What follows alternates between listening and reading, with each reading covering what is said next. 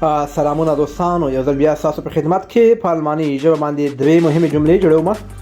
د سلمان صاحب په پوښتنه باندې وایي په الماني ژبه باندې څنګه وایو دا ماته راکړه.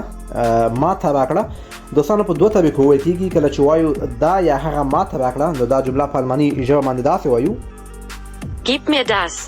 Gib mir das. Gib mir das یعنی دا یا هغه ماته راکړه.